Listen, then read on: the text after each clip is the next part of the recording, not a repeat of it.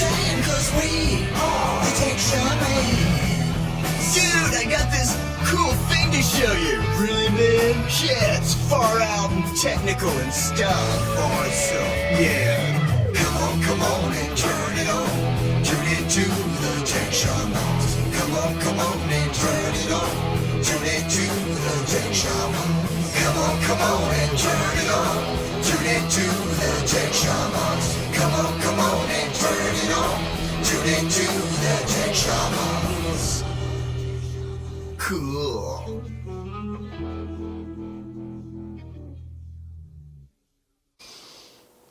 Boom. Guess who's here? Are you seeing it? You seeing it? It's you and me. You and I are here. Think about that for a minute. Yes, grammatically speaking, because we are the kind of protagonists in that story. Hello, everyone. Welcome to Tech Shamans on Monday. Monday. Yeah, we go through that every Monday. You know, it's kind of a tradition at this point. Yes, right. It's one I don't partake in, but you and John usually do a good job. And today, the part of John is being played by the Invisible Man. Claude Rains is here, but he's also doing. So we have Claude Rains doing his Marcel Marceau imitation, standing in for John. We should have put a shirt back there that John. An empty shirt? Yeah. Oh, that's harsh. Wow, you're mean. Why would you do that? So, hey, what did you tech this last week or this weekend, if you can remember that far back?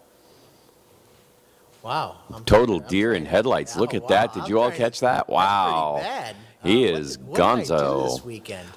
That's probably a very good question for you. Yes, it is. I think I worked this Saturday. Yeah, you probably did. Yeah, we've been working on remodeling the shop a little bit. So, changing up the store, putting up, rewiring stuff and changing out computers. So, yeah, I guess I did tech. Must be nice. That sounds like fun. It was fun. Yeah. Yeah. We actually, did I tech? Yeah, I teched a little bit, but that's just how I roll. My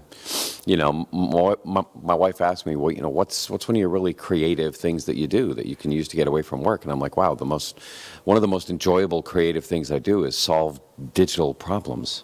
Digitally. For me, it's like building a model or, sewing or woodworking, which, I've done them all. And, when you get into the arena where you can, look at a problem, solve it, rewrite it, reformat it, and get the desired output that the client needs in order to make it work, that to me is incredibly satisfying. So, she had a trail ride on Sunday, so I had the house to myself. So what did I do? I went right back into my desk and just sat there and worked. Because that's what I do. So you fix the things that they use on the internet, and I fix the things that gets them to the internet. That gets them to the internet, exactly. So between the two of us, we fix stuff. Stuff. So, and then there are people who break stuff, and that's a big part of what we talk about is the people who break stuff. The first one is an article that was out about a new Gmail security threat and how Outlook and other popular email services targeted as well. And I want to say this was a pretty pathetic article. This was pure clickbait. Yeah. Because all it did was describe how people will go after common email addresses to get you to call phone numbers to buy stuff or to give you confidential information. There's absolutely nothing specific to Gmail in this. And, to be honest, though, I will say that G Suite has been telling admins to go ahead and make sure they turn on two-factor authentication. Yeah. Their phone lately, so so it may be that they have detected a higher level of stupid.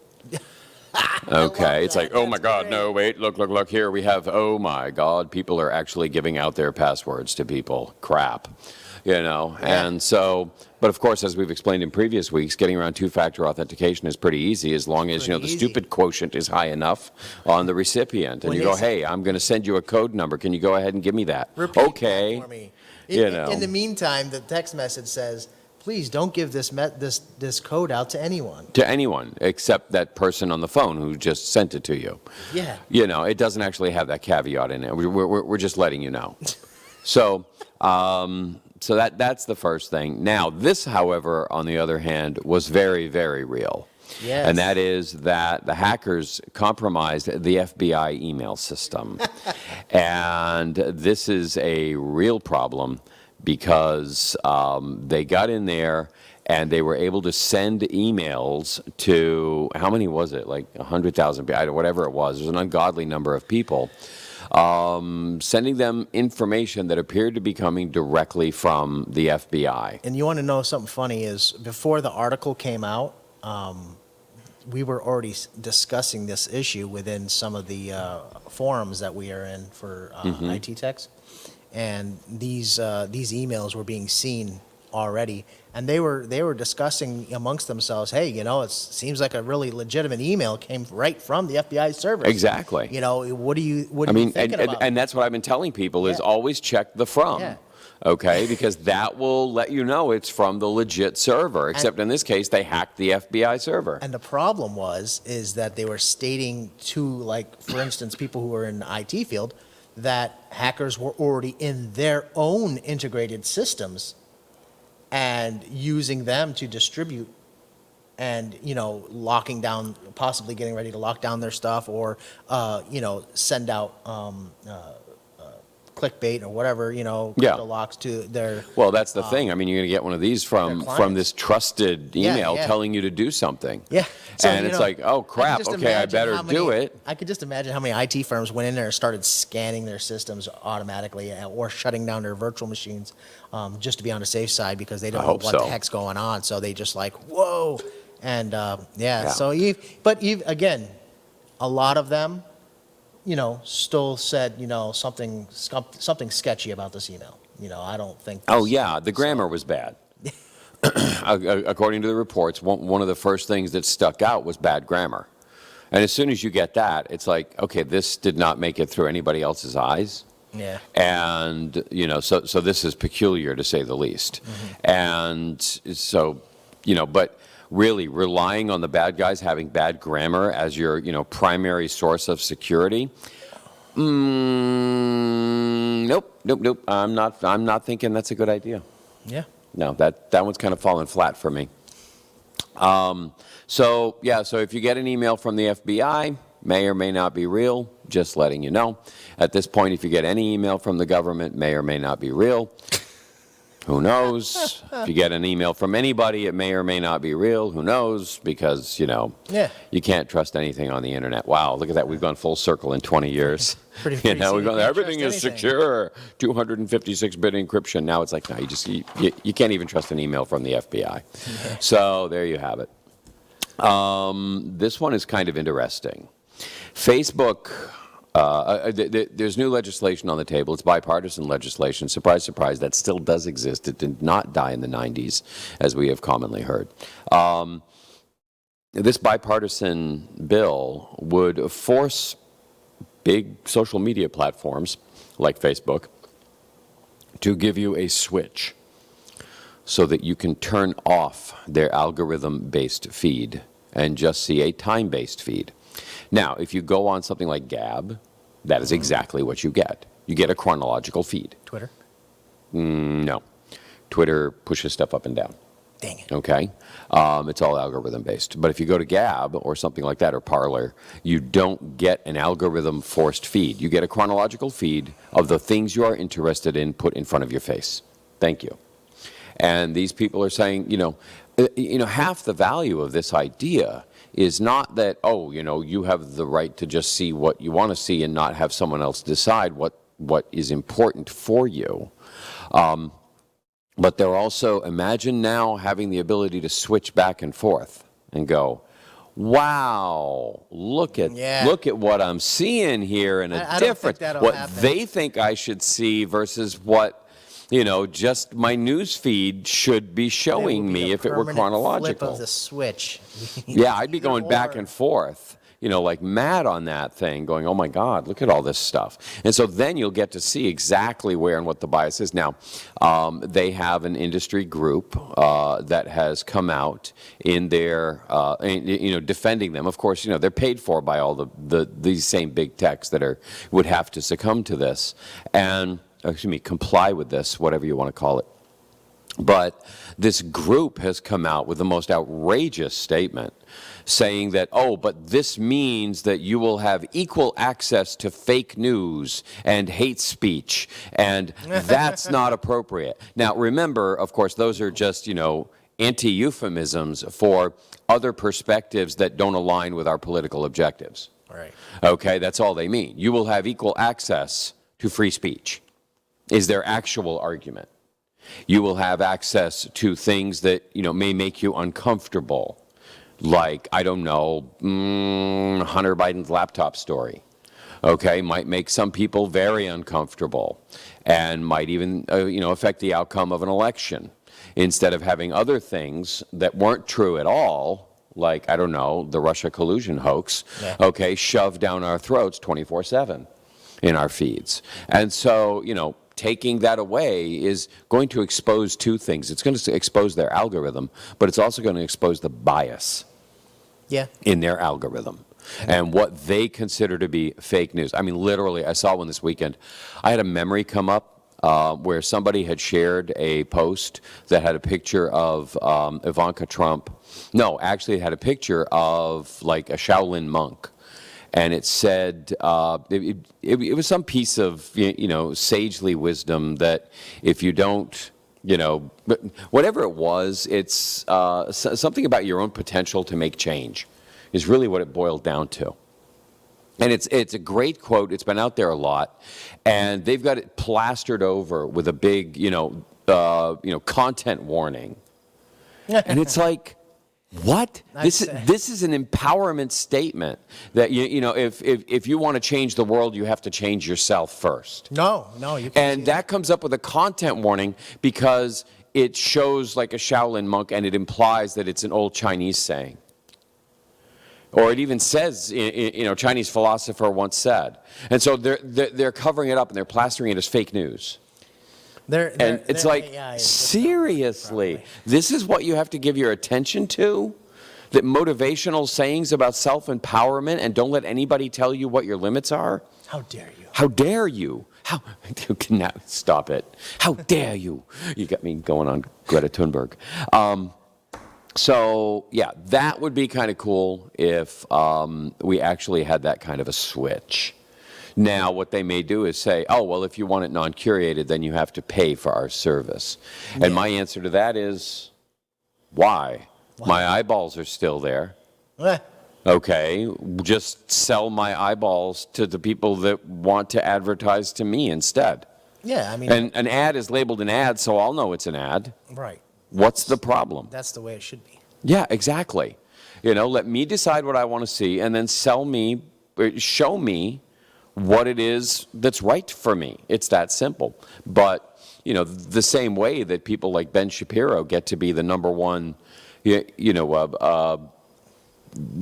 Facebook content creator, okay, is because they've like outlawed 95% of the other ones. So he's one of the 5 that are left. And if you look at the top 100 list, it's like, 5 of them lean conservative. 95 don't, but those 5 that are lean conservative are all at the top. Why?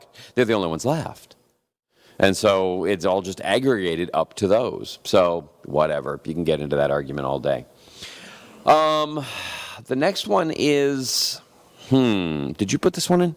Or did I? I think I may have done this one.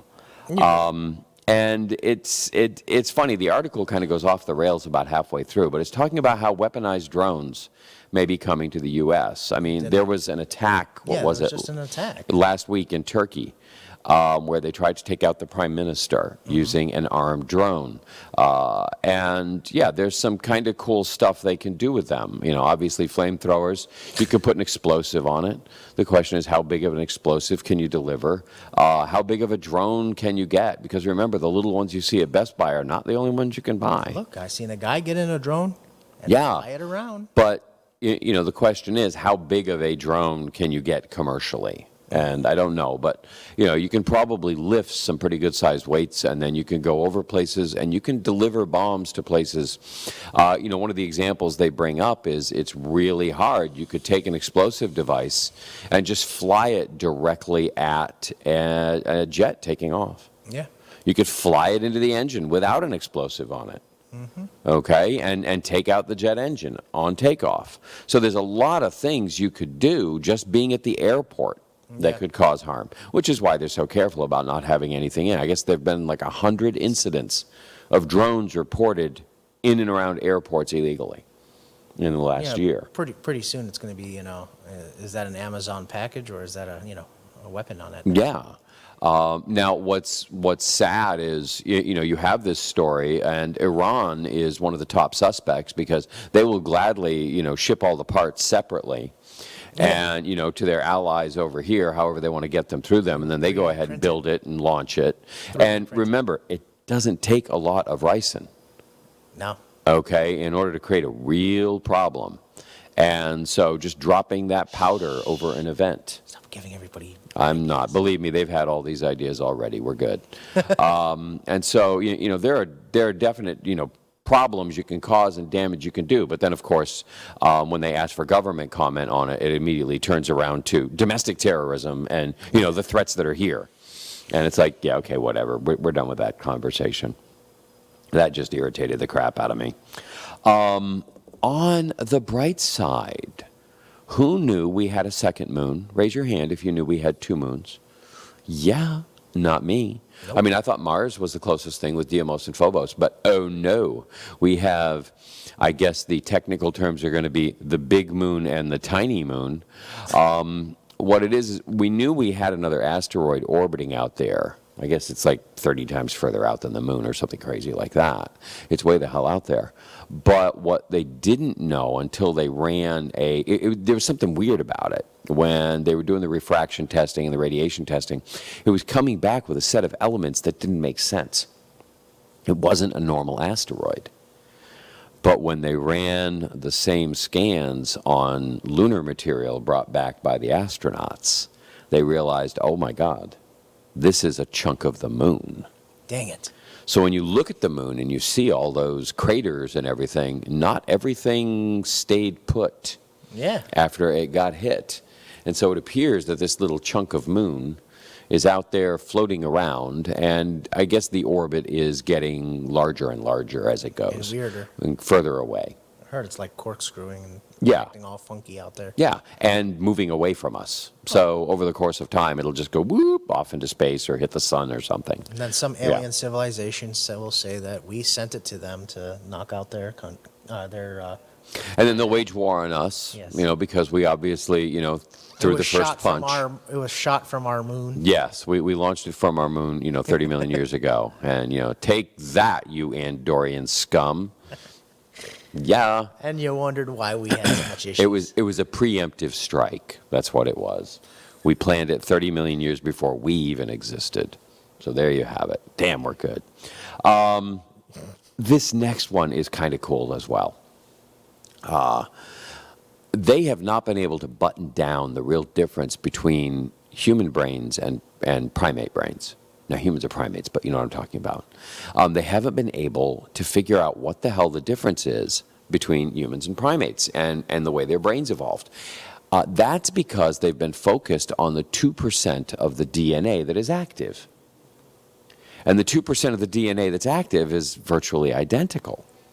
Now, who knew that 90% of our DNA was inactive? It's considered junk DNA, is the name it's often given. Because it's like dark matter in the universe. They don't know what it does. It doesn't actually do anything. And what they discovered is they took stem cells from chimpanzees and stem cells from humans, and they grew brains with them. And what came up different between the two sets, which you're in the same environment, same medium, same everything going on, what's going to be the difference? And what evolved differently was the junk DNA. The junk DNA came out different. And it's like, wait a minute. This stuff here isn't, we don't understand how this actually works now. Wow. They don't actually know what the input is from this junk DNA. No, because the other DNA appeared to be identical, and yet we get 2 completely different other than physical traits. We're looking at the actual brain DNA. So, So one of our, ancestors was infected with the flu of some sort and had Yes. some junk DNA added in there, and all of Yeah. a sudden we grew to be able to Right. process Yeah, it was like emotions and all this stuff. COVID 2.3 million BC. Yes, exactly. So, whatever it was, this junk DNA. And the thing is, a lot of people don't realize, but that your DNA is not set and in stone, so to speak, pardon it, that circumstances in your life can alter your DNA. And so if you go through, long periods of starvation, if you go through long periods of stress, if you go through, like from a war or from a famine or anything like that, that actually alters the DNA that you pass on to your children. In the middle of your life, your circumstances will alter your DNA. And that is that's been out there for years now that they discovered that one. But Have your kids young, folks. taking what you just said about getting a virus, getting a disease, that could alter the DNA. Yes. And it may be altering, and now we're only talking about the 2% we know, can be altered. So what about the other 98%? So 5% of the 2% can be altered, maybe 5% of the the non-functioning DNA, the junk DNA, can also be altered by life circumstances. And you end up with a whole different brain makeup. Mm-hmm. And so these are all things that are floating. This is the stuff that really floats my boat, this kind of technology and what it can mean. Because if we actually find out that these things are not happening the way we thought they were, and we then can begin studying to figure out how they are. But as long as you got blinders on and you're calling that other 98% junk, you're ignoring it. Right. And you just keep digging deeper and deeper and deeper into something that doesn't actually have the answer. And that's what's fascinating. So, boom. That's what happens when you don't look at the bigger picture. Hey, you know what? I want to go back to the moon on this one. I skipped one, and I thought it was really exciting. Folks, whiplash time. We're going to go back to the moon. This is freaking amazing. Because, it's so obvious, but there is the top surface, you can't really call it soil, because soil has its own meaning, but the top surface of the moon has an extraordinary amount of oxygen tied up in it. Dang it. All of the metals and minerals are oxidized. Oh. And so you've got basically aluminum oxide and, something like bauxite. Here's the crazy thing. 1 cubic meter of moon dirt, we'll call it dirt. I like that better. Dirt. Yeah, moon dirt. 1 cubic meter of moon dirt will allow a person to breathe for 10 years. Or for 2 years, excuse me. Yeah, it was 2 years. Yes, 2 years. And so it's like, wait a minute. And now that's assuming they don't recycle it in any way, shape, or form. That's just enough oxygen in 1 cubic meter. So given that the surface is, they're estimating about 10 meters thick on average, the dirt is 10 meters thick. That means every meter that you're standing on top of, every square meter, will probably have enough oxygen for you to breathe for 20 years. So basically what you're saying is we're about to go up there and pull one of the Total Recalls. And by the way, I watched the new one of those. I finally watched the remake on that one. Yeah, you're exactly right. And being able, yes, it's going to be energy intensive. Because, extracting the oxygen requires electrolysis. Mm-hmm. Electrolysis requires you to liquefy the material to begin with, which is also extremely energy intensive. But the one thing the moon has a lot of is unfiltered sunlight. Yeah, and the nice thing is, the moon does not rotate. No, it doesn't rotate, but the Earth keeps blocking it. Dang it. The Earth is a big cloud that keeps passing in front of it. Okay, so yeah, it doesn't actually rotate, so it's not like we're seeing the dark side, on those days, that we don't see the moon. It's that the Earth has just completely got it in its shadow. Nah. I know, it sucks, but it's true. And so, but for many days of the year, of the month, all but a few, you can have a decent amount of solar energy powering this thing. Yeah. And in that time, you can probably pull out enough. Now, here's the cool thing. If you're just dealing with the aluminum, oxide, then your byproduct of this process is the reverse of what it is on Earth. On Earth, they're trying to extract the aluminum, and the byproduct is oxygen.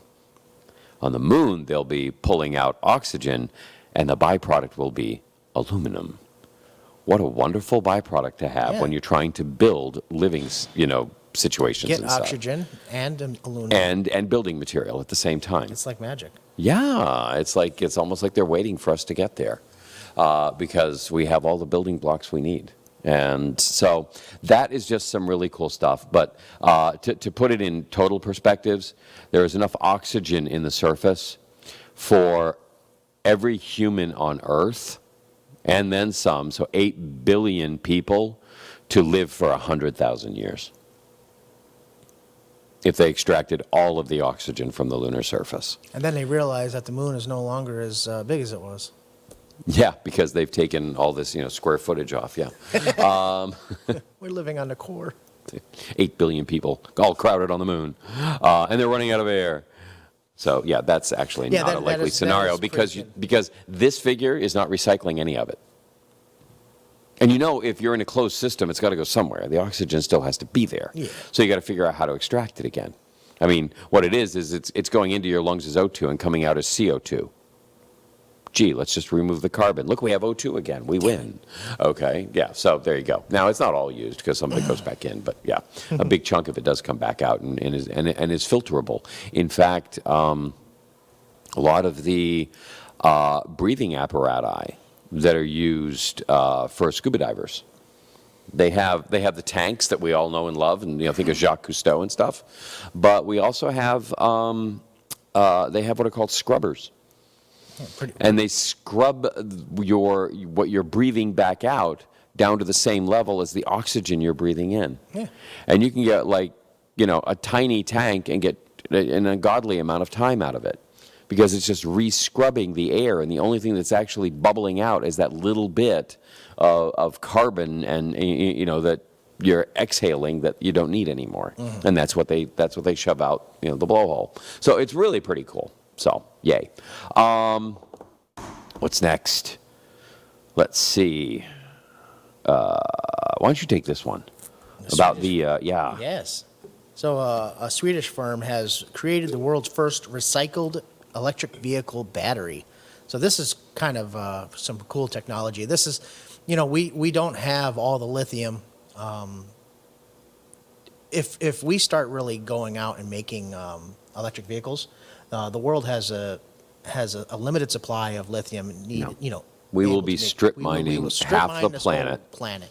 Yeah. And this company now has found a way to go ahead and break down the components of the batteries and be able to recycle them, making them, Yeah. I mean, yes, it's going to be energy intensive, because just like the lunar rock. But you have to. Okay, but the fact is, if we're going to stick with lithium-ion batteries, then this is what we're going to have to do. Now, there was that other battery that came out a couple of years ago that was significantly better, but the base ingredient in that one was gold. Yeah.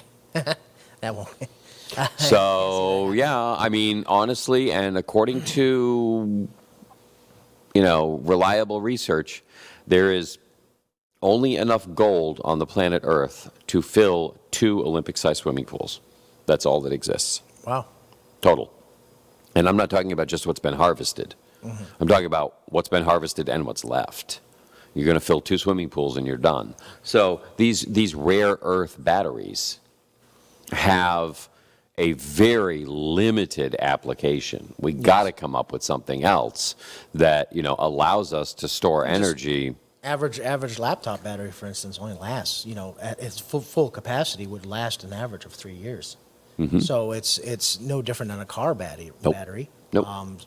So we have to be better. And with all these, everybody talks about electric vehicles are better for the environment. This, that.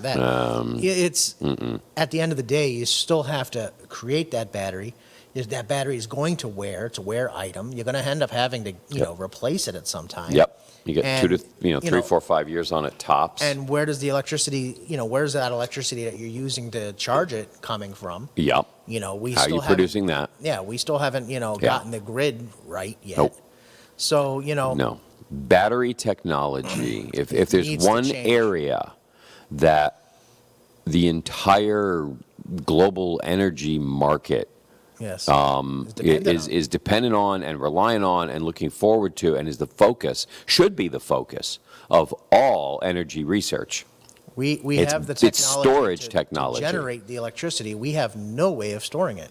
And all the ways Yeah, that no we have reliable to way, store, no. store it are just Yep. old I technology. mean, I have a Prius, and I can see my battery life dropping because you have a gauge as to how full your battery is. And over the years, I've watched mine go from 90% to 80%. 80% is the maximum charge I can get on my battery. Right, and eventually you lose Yeah. the mileage, as you would say, Yep. is what's being decreased. The amount of time your battery or car will be Right. able to stay on. Yep. John, another note, because of this article, I was reading one earlier. Mm-hmm. I don't know if it was, I read it today, but I don't know when it came out. Ford has developed a new cable for their electric vehicle chargers that is going to be able to, the reason why it would take so long to charge devices Okay. and to charge, say, for instance, these lithium batteries, Right.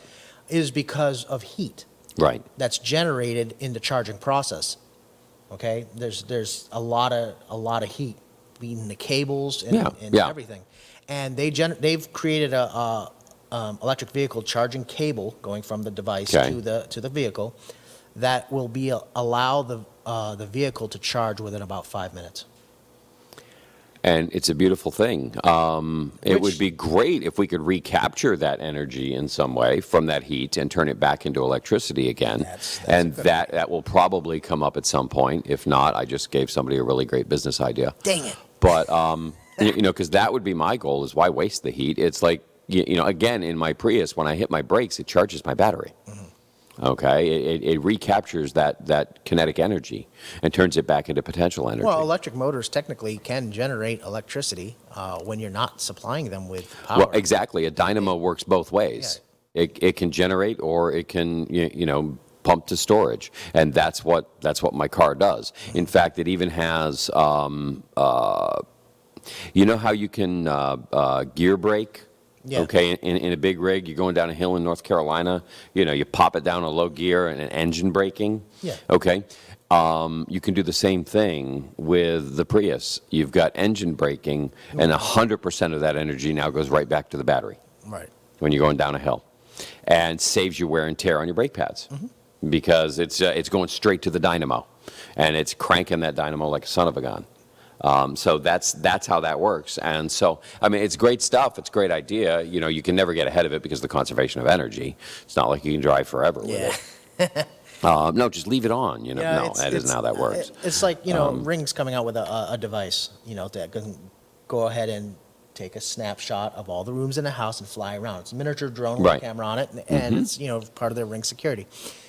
That's cool. That's cool technology. This thing can only fly for 5 minutes. I mean, You better not have a big house. and it can't go up to the can't go to a second story. So you got 5 minutes of trying to figure out Right, what's but going this is on. just the first iteration of it, Yeah, okay? I know, but this is the potential. Somebody It's out there has designed got for to Florida design houses. these batteries and get working on this stuff. yeah. There is But- such huge potential. But the reason that we have these batteries, the lithium-ion batteries, is because in order to hold this kind of voltage, this kind of charge, if you were to run back to the old sulfuric acid batteries, Oh, I mean, my God, they'd weigh like 800 pounds, just to run that little drone. It's like so that little drone can't get off the ground. That's the thing. point. Is these rare earth batteries? So we got to look at systems where we don't actually need them. Yeah. Okay, and figure out where we're storing there and what else we can do, because I mean, but even then, you look at the Tesla, home solar energy systems. again, it's still all running on lithium-ion batteries. You know, another thing is too, like say for instance, a device like that, the Ring. I can pretty much guarantee that they're not going to make the battery replaceable in this unit. No, You know, of course and not. a lot of manufacturers keep doing this. You know, Yeah.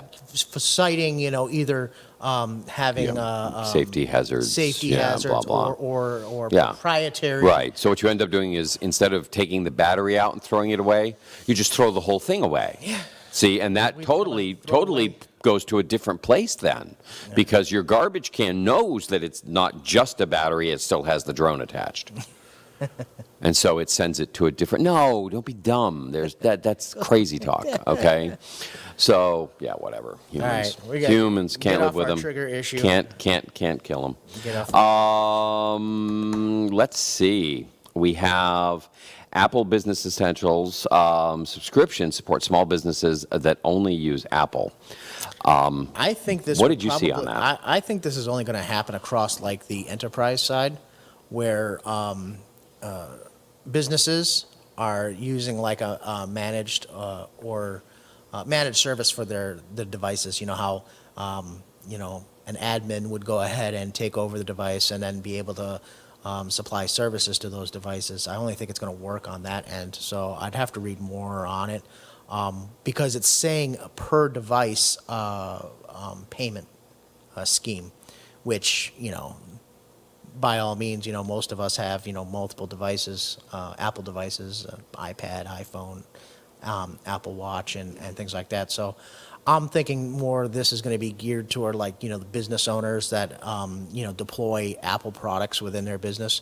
And they're going to, you know, allow you to use this Apple small business support feature, this Apple Essentials, to send to a particular device and, you know, that they manage and say, hey, look, you know, this device has, you know, all these extra features that Apple's going to go.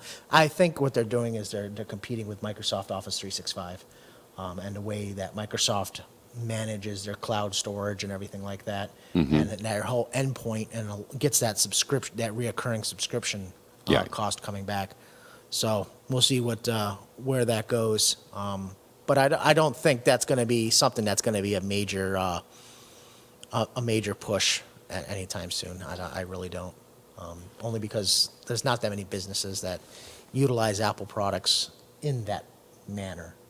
You know, Yet. in the office setting, most of them are, you know, designers and video production, music production, things like that. I know. I'm seeing a lot of growth in the Apple market itself as people are seeing the unified platform as, I mean, it's just so much damned easier when all of your devices speak seamlessly. Yeah. And so I see that as being a major selling point. I think they're up against a lot of other competition that they can easily handle. You know, you've got people building apps, you've got Stripe, you've got Square, you've got all those things. And so then the question is, why not also enter into that space if you're Apple? Right. Okay, and take over, because they're entering into Apple's space with a lot of stuff they're offering and advertising. Well, when I read So- the per device thing, I'm like, you know, that's kind of odd because most people have signed in with their their Apple ID. credentials, with multiple devices. But if you're signed into a domain, you know, through Apple services, it might work a lot more, you know, a lot different. Yeah, So yeah. we'll see what that's going to play out to. So the Chinese fired a missile, Oh, they did. and we had to move the space station, which had, you know, Russian cosmonauts and astronauts on it, because of the missile fired by the Chinese. Now that's a little bit of clickbait because I've left off a very important aspect, and that is that missile was fired back in 2007. And Preemptive strikes. yeah, there you go. It actually, very foolishly, they decided to show that they could hit a satellite in orbit with a missile. It blew up the blew up the satellite, leaving about 3,500 pieces of space junk floating around randomly. And so now here we are, you know, 15 years later, having to emergency add a booster rocket to the space station and fire up the propulsion, you know, rockets for 6 minutes to get it the hell out of the way of some nice big floating space garbage that the Chinese, using a Chinese missile blew up a Chinese satellite, and now we're having to move the International Space Station out of the way. Oh my gosh! This is so funny because this is going back to something I read earlier. Was yesterday as well. Denmark was using a big tractor to scoop up seaweed and dirt and different debris on the beach, and then they would clean the beach, make the beach look good. Mm-hmm. Using that tractor, they'd run it off into the ocean and dump it in the ocean, so that way it could come back and they'd have to do it all over again. Well, you call that job security, I think, yes, don't well, you? There you go. Yeah. It's just, we'll blow up stuff, make a whole bunch of smaller items that we have to clean up later on. Well, that's, whatever. Dump it in the ocean, it comes back, I don't have a problem. Yes, actually, no, I do. I have a huge problem with that. If you're going to clean it up. Looks good, though. Here's the thing. The beach looks good. Yeah, for a day. But the question is, why don't we just find a way to not put it out there in the first place? There's a thought. How about we stop using so many plastics? He was the mayor or governor of that beach area. He's more concerned when the seaweed doesn't look good. Whatever. It's connected to the ocean. What do you want? I mean, what do you think's going to happen? Yeah, it's like blowing up a satellite. What do you think's going to happen? The pieces are going to become a danger. Yeah, we really got to figure out what we can do to solve that. That's a big issue. In a related story, actually, I don't see it in here, but I am going to bring it up because it just hit this morning, I think. The Chinese launched a new, special platform for, satellite collision mitigation. And then suddenly, Space Force is tracking it.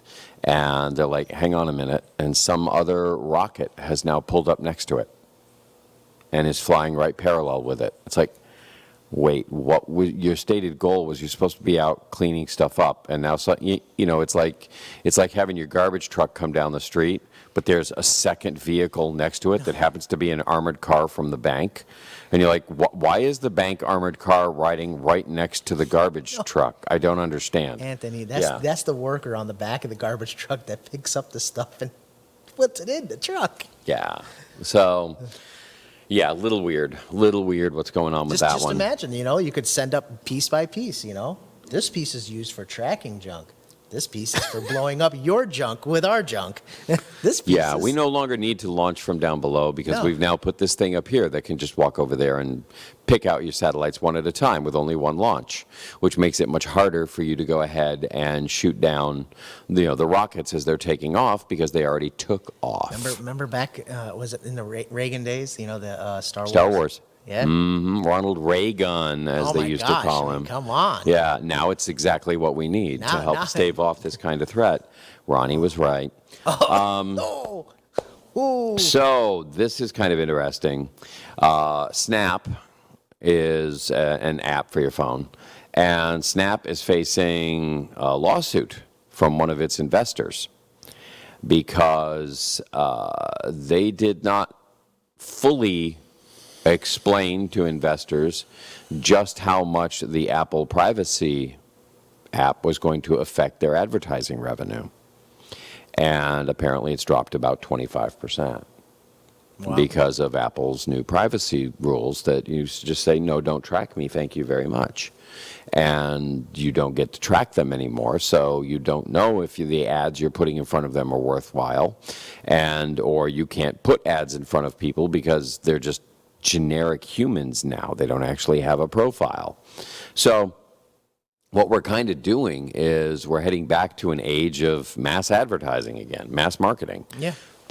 We can't cater to people, and here we go, we can't cater to people's exact interests and, life, demographics, psychographics, any of that, because you know what? We can't have nice things because people like Facebook and Twitter and Google have really abused the hell out of the privilege. And, you as a consumer have to now go in and go, yes, I wish to be targeted, okay, specifically, and so I want to give up my privacy. Right. Because to people who have proven they can't be trusted. So they've become their own worst enemy is really what's happened. Now, do you think Apple will start targeting everybody on their platform with more of their ads? I don't see why. You're already on their platform. That's what I'm saying. Yeah, exactly. I'm thinking you of are myself. their target. I'm thinking to Yeah. myself, and I'm like, what do they really, are they going to target any more than they've already No. haven't done? I get my email to my Apple ID that tells me what the new products are. Yeah. And that's if it. you want news, Yeah. they have a subscription for it. Yeah. So they're not Yeah. targeting any news that you don't want. They're giving you an option to pick and choose the news, but if you want it, you have to pay for Yeah. the service. So Exactly. and that just goes to show that these developers could have been figuring things out a different way. Right. Different There were revenue different source. ways to do it. And the fact is, did we have to do it this way so that people would understand that, gee, this is a really crappy idea? And it's hurt really badly, and so we shouldn't do it anymore. Kind of like, I don't know, communism. It's a bad idea. We shouldn't try it anymore. Or is this going to be a case where it's a shame we had to do it so badly in order for people to learn this lesson? That we couldn't just explain the risks, and they go, yeah, this is a crappy idea. What's this Google thing? Don't use it. Yeah, right. Give me somebody that doesn't have this issue. And of course, Google morphed over the years, as did Amazon, as did all these creatures of mass exploitation, which is really what they are. And I just came up with that phrase, so hold on a minute. I got to go register it with the trademark office. But this is just the era of mass exploitation is what we're looking at. And as we pull out of it, lawsuits like this for saying, oh my God, you didn't account for it properly.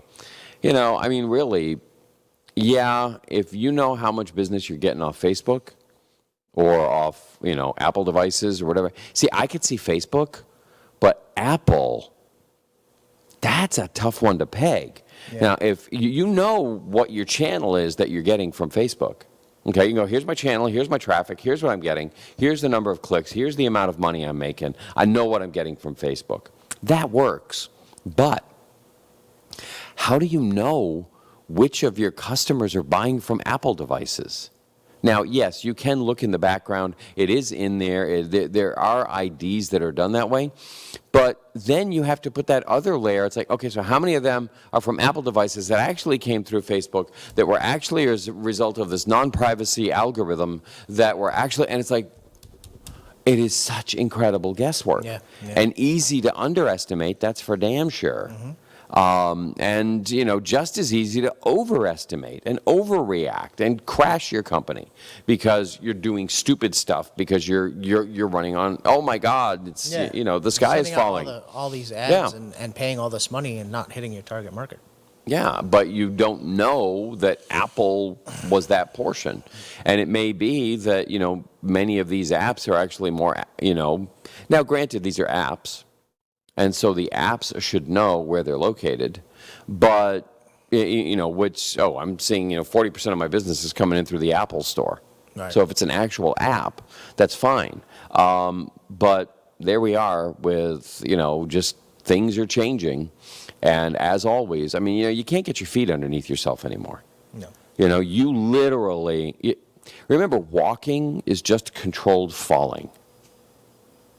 Okay? You literally fall forward and you catch yourself with your other leg. And then you fall forward and you catch yourself with your other leg. Unless you're dancing. Then you don't catch yourself and you fall down like me. So that's all walking is. And so staying adapted to the changes in technology is just controlled falling. Mm-hmm. That's all you're doing. You're never, if you stop to stand up and assess where you're at, you're going to get run over. And also remember, Facebook's demographic is aging. Yes. The younger generations are not utilizing Facebook. No, which is why they're going to Meta now. They need something that will appeal to a younger market. Now, Adam, you might know this. I had a discussion. I thought I heard that Facebook was going to change its name to Meta. No, they're doing like Google did. you know. and- Alphabet? Alphabet, so that they have one main So it really is just a parent company. parent company, yeah. So Yeah. now Facebook is, you know, owned by Meta. and then Instagram is owned by Meta. So it's just a, you know, when Facebook does bad, you can slap its hand and just push it off to the side, but the main company, Meta, will still continue to function.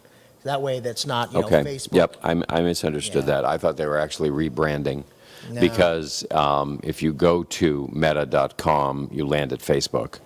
Right. So, And so I figured it was going to be an actual rebranding as they turned Facebook into a 3D virtual environment. I think all these applications will all have a part in the metaverse, is what they're saying. You know, these are all different components of, you know, Yeah. Facebook, Instagram, Snapchat, WhatsApp. Wow. You know. So Facebook will be like hanging out at the bar. Your friends are coming in and out, and you're all talking. I think Facebook's The, going to be a platform. Instagram will be like going to the movies.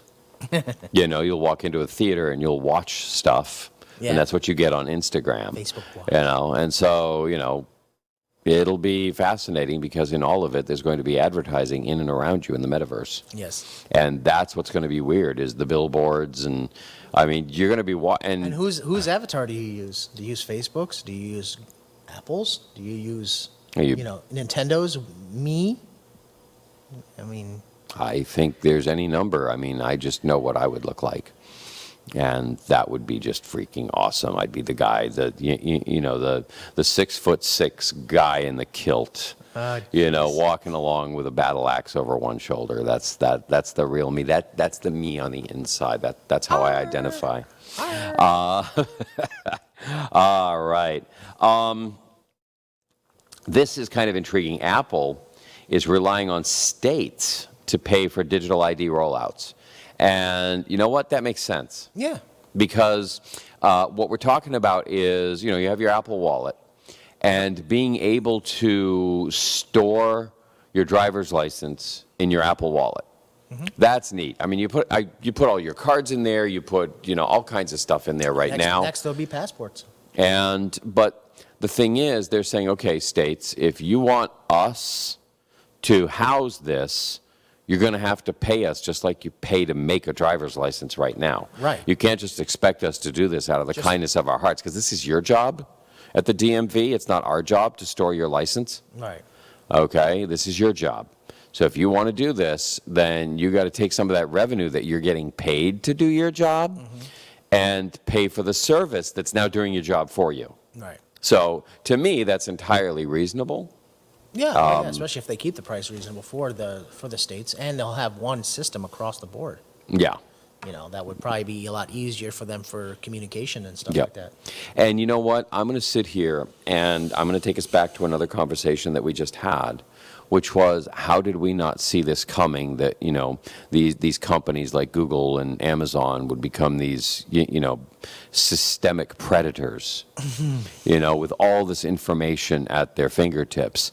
And we're sitting here talking about giving basically Apple nationwide access to the entire DMV database, because it'll be convenient and everybody will just log in, it'll be done.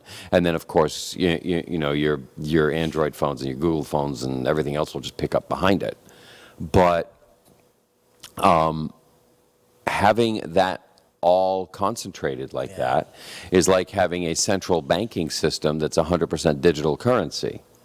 One mistake, you no longer have a bank account. One question, and you can't get groceries. You can't eat. For every real dollar bill you deposit into the system, you get $1.50. Oh. For your digital currency. Just imagine how quickly they can get rid of the regular cash. Oh, that's what they did with the doctors with their EMRs. Yeah. The idea of the electronic medical record being mandated by the government was illegal. It was unconstitutional. It was a massive invasion of privacy. So what they did was they took your dollars, your tax dollars, and they went to individual doctors and they said, hey, if you sign on, we'll give you $50,000. And they went to hospitals and said, hey, if you sign on, I'll give you $1 million. Yeah. Suddenly, every office in the freaking country has an electronic medical record. If you ever, All they did was say, oh, it was unconstitutional, so we used your tax dollars to induce them to invade your privacy. See? Totally legal now. have you noticed that banks are no longer at every corner anymore? The government was paying banks to shut down retail Oh, locations. absolutely. Absolutely. Yeah. So, yeah, your access to banking and cash has gone way down. And of course, those black box equations they had when they were deciding during the banking crisis who got to stay open and who didn't. Yeah. Who got notices saying you have to call in all your lines of, all these small banks were given notices that they had to call in all their lines of credit on all of their customers. And these are small banks that are dealing with small businesses.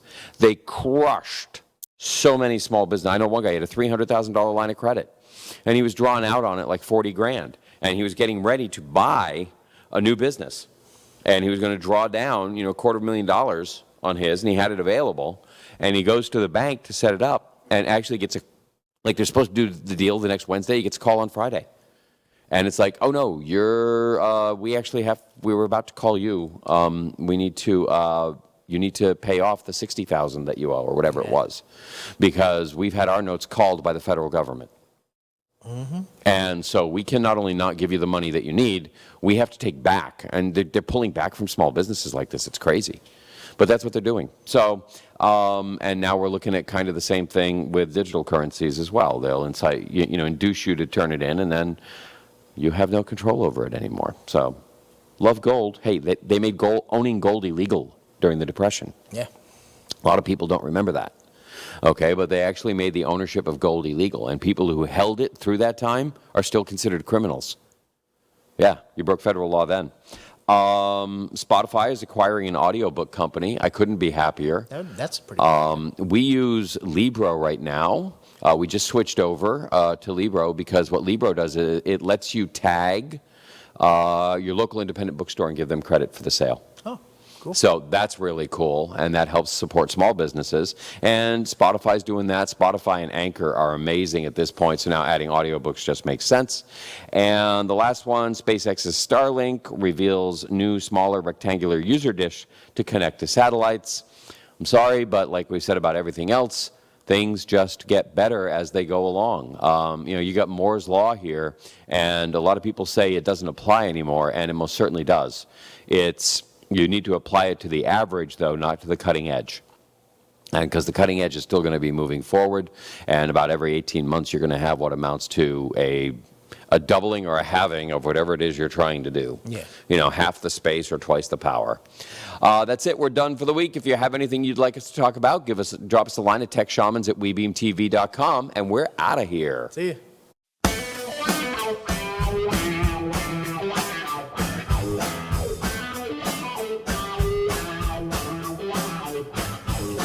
We got the plans 'cause we are the Tech Shamans. We understand 'cause we are the Tech Shamans. Dude, I got this cool thing to show you. Really, man? Yeah, it's far out and technical and stuff. Awesome. Yeah.